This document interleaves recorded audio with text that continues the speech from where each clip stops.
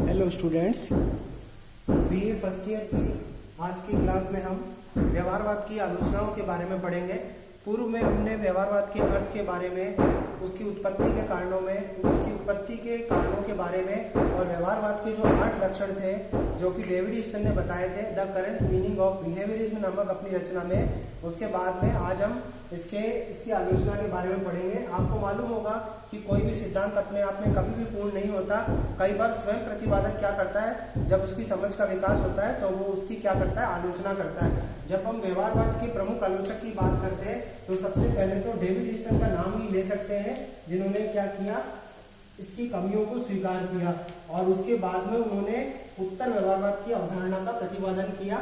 और इसके अलावा मलफोर्ड सिबली का नाम हम यहाँ पर ले सकते हैं, जो कि इसके आलोचक हैं। मलफोर्ड सिबली, इसके नाम से भी प्रश्न पूछा जाता है कि मलफोर्ड सिबली ने व्यवहारवाद की जो आलोचनाएं की, उन आलोचनाओं का वर्णन कीजिए। तो स्वयं डेविड ईस्टन ने इसकी आलोचना की, मलफोर्ड सिबली ने इसकी आलोचना की। डेविड ईस्टन ने कहा कि जितना मैं राजनीति शास्त्र को विज्ञान बनाना चाहता था, या जितनी मैंने कल्पना की है, या जितना मैं तकनीकों के पीछे भागा हूं, उतना हम नहीं कर सकते हैं। मूल्यों को मैंने नकारा है, लेकिन मूल्यों के महत्व को स्वीकारना पड़ेगा। जितनी आसानी से हम कोट को उतार कर फेंक सकते हैं, उतनी आसानी से हम मूल्यों से अपना संबंध विच्छेद नहीं कर सकते। ये स्वयं डेविड ईस्टन ने स्वीकार किया है। और मलफोर्ड सिबली ने भी इसकी आलोचना की है। अति वैज्ञानिकता और तकनीकों के पीछे भागना अपने आप में उचित नहीं है और संक्षिप्त अध्ययन को वृहद स्तर पर लागू करना भी ठीक नहीं है। इस तरह की बात और राजनीति शास्त्र को स्वतंत्र विज्ञान बनाने का प्रयास जो किया गया व्यवहारवादियों के द्वारा, वो भी उचित नहीं है। और दूसरा, हम ये भी कह सकते हैं कि मानव जीवन का एक पक्ष जो है वो अन्य पक्षों के साथ में जुड़ा हुआ है। तो अब हम देखते हैं इसकी आलोचनाएं। पहली आलोचना है अत्यधिक शब्द का आडंबर। अत्यधिक शब्दों का आडंबर, जैसे तथ्य, तकनीक, इस तरह के जो शब्द हैं उनका अर्थ एक सामान्य बुद्धि वाला विद्यार्थी नहीं समझ सकता। और तथ्यों और तकनीक जैसे महत्वपूर्ण और कठोर, और हम ये कह सकते हैं कि ऐसे शब्दों को समझना कठिन है। तो अत्यधिक शब्दों का आडंबर, तकनीक, तथ्य, सर्वेक्षण, पर्यवेक्षण, नियमन, व्यवस्थाबद्धीकरण, ये जो लक्षण बताया गया, उन लक्षणों में उन्होंने जो शब्दों का प्रयोग किया उनका अर्थ निकालना बहुत मुश्किल है। तो अत्यधिक शब्दों का आडंबर और एक सामान्य बुद्धि वाला राजनीति शास्त्र का विद्यार्थी इसके अर्थ को नहीं समझ सकता। यह अत्यंत खर्चीली पत्ती है और अमेरिकी अध्ययन पत्ती है। फिर राजनीतिक व्यवहार की गलत धारणा। मानव के राजनीतिक व्यवहार को बहुत सारे तत्व प्रभावित करते हैं। केवल एक तत्व के आधार पर हम मानव के राजनीतिक व्यवहार की व्याख्या नहीं कर सकते। और कोई तत्व किसी व्यक्ति को तो प्रभावित कर सकता है, लेकिन दूसरे व्यक्ति को वह प्रभावित करे यह जरूरी नहीं है। धर्म, जाति, भाषा, जन्म स्थान, उम्मीदवार के कार्य, उसका अपना व्यक्तित्व, बहुत सारे ऐसे तत्व होते हैं। प्रादेशिक मुद्दे, स्थानीय मुद्दे या राष्ट्रीय महत्व के मुद्दे, अंतर्राष्ट्रीय मुद्दे, ये सारे तत्व होते हैं जो मानव के राजनीतिक व्यवहार को प्रभावित करते हैं। किसी एक तत्व से कोई एक अकेला व्यक्ति तो प्रभावित हो सकता है, लेकिन उसी तत्व से दूसरे व्यक्ति भी प्रभावित हो और उसी आधार पर अपने वोट देने के अधिकार का प्रयोग करें, यह जरूरी नहीं है। तो मानव के राजनीतिक व्यवहार की धारणा गलत है और अत्यधिक शब्दों का आडंबर, ये दो प्रमुख आलोचनाएं। तीसरी आलोचना, राजनीति विज्ञान विशुद्ध विज्ञान नहीं है। जैसे जब आपने राजनीति शास्त्र को विज्ञान मानने और न मानने के संबंध में तर्क पढ़े थे, तो उससे एक बात निकलकर सामने आई थी कि विज्ञान जैसा होता है, राजनीति शास्त्र वैसा विज्ञान कभी भी नहीं बन सकता, क्योंकि उसकी जो प्रयोगशाला है वो संपूर्ण मानव समुदाय है, या विश्व जगत एक प्रयोगशाला है उसके लिए। और प्रयोग किस पे किए जाते हैं, मानव पे किए जाते हैं जो सजीव है। और सजीव प्राणियों पर बार बार प्रयोग करना जो है वो संभव नहीं है। एक व्यक्ति को थप्पड़ मारी जाए तो पहली थप्पड़ खाने पर वो रिएक्ट करे ना करे, लेकिन दूसरी थप्पड़ खाने पर वो क्या करे, रिएक्ट करे और जवाब में क्या कर दे, सामने वाले व्यक्ति को दूसरा थप्पड़ मार दे। तो रिएक्शंस जो है वो हर बार एक जैसे होंगे, अलग अलग व्यक्तियों पर रिएक्शंस जो है वो अलग अलग तरह के होंगे। और राजनीति शास्त्र में ऐसी कोई भी चीज नहीं है जिसके ऊपर विद्वानों में मतभेद ना हो। तो राजनीति विज्ञान विशुद्ध विज्ञान नहीं है। वो क्रमबद्धता, वो भविष्यवाणी करना और वो प्रयोग करना, वो परीक्षण करना विज्ञान में तो संभव है, लेकिन इसमें राजनीति विज्ञान में उस तरह से संभव नहीं है जैसे कि विज्ञान में होता है। तो राजनीति विज्ञान विज्ञान नहीं हो सकता।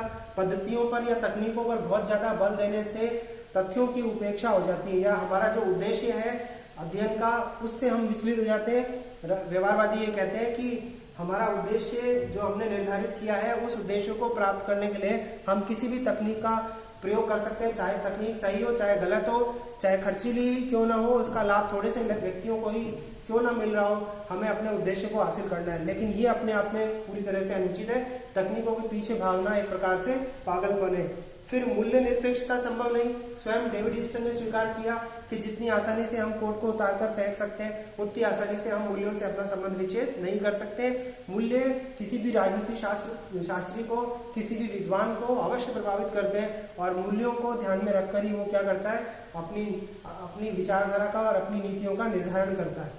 इसके बाद अत्यधिक खर्चीली पत्ती होने के कारण विकासशील देशों के लिए या विकासशील देशों में जो रिसर्च का काम कर रहे हैं ऐसे विद्यार्थियों के लिए जिनके पास में पैसा नहीं है, उनके लिए कोई महत्व नहीं है। इसे अमेरिकी अध्ययन पत्ती भी कहते हैं, क्योंकि अमेरिका में शिकागो विश्वविद्यालय जो था वो इसके अध्ययन का केंद्र बिंदु बना था। वहाँ विद्यार्थी जो है वो भारत में रहने वाले विद्यार्थियों की तुलना में अधिक समृद्ध होते हैं, तो वहाँ तो इसका प्रयोग संभव है, लेकिन यहाँ पर इस तरह की खर्चीली अध्ययन पत्ती का प्रयोग करना संभव नहीं है। फिर उसके बाद सूक्ष्म अध्ययन को वृहद स्तर पर लागू करना, यह बिल्कुल गलत है कि एक अकेले व्यक्ति या कुछ व्यक्तियों के ऊपर जो प्रयोग किया गया उससे जो निष्कर्ष निकाला उसको संपूर्ण मानव समुदाय पर लागू कर दिया जाए, यह बिल्कुल गलत है। क्योंकि थोड़े से व्यक्तियों के समूह पर जो प्रयोग किया जा रहा है उससे जो परिणाम निकल रहा है उसमें और बहुत सारे व्यक्तियों को जब वही प्रयोग किया जाएगा तो उसका परिणाम अलग निकलेगा। तो सूक्ष्म अध्ययन को वृहद स्तर पर लागू करना बिल्कुल भी सही नहीं है। फिर इसके बाद व्यवहारवाद नीति निर्धारण के परिप्रेक्ष्य में भी अपने आप में अनुचित प्रतीत होता है, क्योंकि तकनीकों पर बल दिया गया। इसके बाद संख्यात्मक पत्ती से मानवीय स्वभाव का मापन करना संभव नहीं है। व्यवहारवाद व्यवस्थाबद्धीकरण जैसे पॉइंट के अंदर आपको बताता है और परिमाणीकरण के अंदर बताता है आपको कि मानव के राजनीतिक व्यवहार का मापन करना संभव है, लेकिन मानव के राजनीतिक व्यवहार को मापने के लिए कोई यंत्र नहीं है। जैसे हम किसी पदार्थ के व्यवहार को तो माप सकते हैं कि वो कब कैसे रिएक्ट करेगा, लेकिन मानव के राजनीतिक व्यवहार को मापना संभव नहीं है। अलग अलग परिस्थितियों में मानव अपना राजनीतिक व्यवहार अलग अलग प्रकट करता है। जब स्थानीय चुनाव होते हैं तो मुद्दे दूसरे होते हैं, राज्य विधानसभा के चुनाव होते हैं तब मुद्दे अलग होते हैं, और केंद्र स्तर पर जब लोकसभा के चुनाव होते हैं तब उसके मुद्दे अलग अलग होते हैं। तो कहीं पर तो वो स्थानीय मुद्दों को महत्व देता है, कहीं राष्ट्रीय मुद्दों को या अंतर्राष्ट्रीय मुद्दों को महत्व देता है, अपनी देश की विदेश नीति को प्रमुखता देता है। तो अलग अलग चीजें हैं, इसलिए मानव की राजनीतिक व्यवहार का मापन करना संभव नहीं है। कोई भी ऐसी पद्धति आज तक इजाद नहीं हुई है जिससे मानव की राजनीतिक व्यवहार का मापन करना संभव हो सके। फिर उसके बाद व्यवहारवाद जो है वो अपने आप में, व्यवहारवाद केवल मात्र एक उपागम या दृष्टिकोण नहीं है, वरन राजनीति विज्ञान की विषय वस्तु को नवीन रूप में प्रस्तुत करने का एक साधन है। मतलब चाहे आलोचनाएं कितनी भी हो इसकी, लेकिन इसका कुछ तो महत्व अवश्य है। हम इतना तो कह सकते हैं कि दूसरे सामाजिक विज्ञानों की तुलना में या समाज विज्ञान के जो दूसरे विषय थे उसकी तुलना में जब राजनीति विज्ञान पिछड़ रहा था तब उस स्थिति में व्यवहारवादी अध्ययन पद्धति ने क्या किया, इसको दूसरे विषयों के बराबर लाने का काम किया, और इसने क्या किया, तकनीकों का प्रयोग शुरू करवाया। फिर बाद में चाहे उसने तकनीक के महत्व को नकारा, लेकिन तथ्य और तकनीक दोनों को बराबर महत्व जो था वो बाद में उत्तर व्यवहारवाद जब हम पढ़ते हैं तो उसमें हम देखते हैं कि डेविड ईस्टन स्वीकार करते हैं कि जितना महत्व तथ्यों का है उतना ही महत्व तकनीक का भी है, मूल्यों का महत्व भी है। इस तरह की बात को स्वीकार करता है, और वो ये भी स्वीकार करता है कि केवल विषय के पिछड़ेपन को दूर करने के लिए या विषय की समस्याओं को दूर करने के लिए ही राजनीति शास्त्री का ही जन्म नहीं हुआ, बल्कि समाज में जो समस्याएं हैं उनके समाधान के लिए भी राजनीति शास्त्री को कार्य करना चाहिए।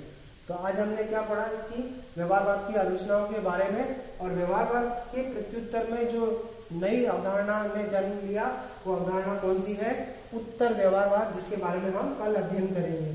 प्रश्न का एक प्रकार से उत्तर व्यवहारवाद। हम ये कह सकते हैं कि व्यवहारवाद ने जिन प्रश्नों को खड़ा किया उन प्रश्नों का किसमें उत्तर मिलता है हमें, उत्तर व्यवहारवाद में, जिसका प्रतिपादन 1969 में स्वयं डेविड ईस्टन ने ही किया था। और कई बार जैसे आपसे कह सकते हैं कि व्यवहारवाद के मूल मान्यताओं का वर्णन कीजिए, या आपसे कह सकते हैं कि डेविड ईस्टन ने जो व्यवहारवाद के लक्षण बताए उनका आलोचनात्मक वर्णन कीजिए, या फिर आपसे प्रश्न कर सकते हैं कि मल्फोर्ड सिबली ने जो आलोचनाएं की उनका वर्णन कीजिए। आपकी किताब में मल्फोर्ड सिबली की जो भी आलोचनाएं दे रखी हैं वो चाहे आलोचनाएं कुछ भी हो, लेकिन जब आपसे कहा जाता है कि मल्फोर्ड सिबली की आलोचना कीजिए तो व्यवहारवाद की जो आलोचनाएं आपने पढ़ी है उन्हीं को मल्फोर्ड सिबली के नाम से अगर लिख देते हैं तो भी आपको अंक जो है वो दे दिए जाएंगे। तो आज हमने क्या पढ़ा? व्यवहारवाद की आलोचनाओं के बारे में।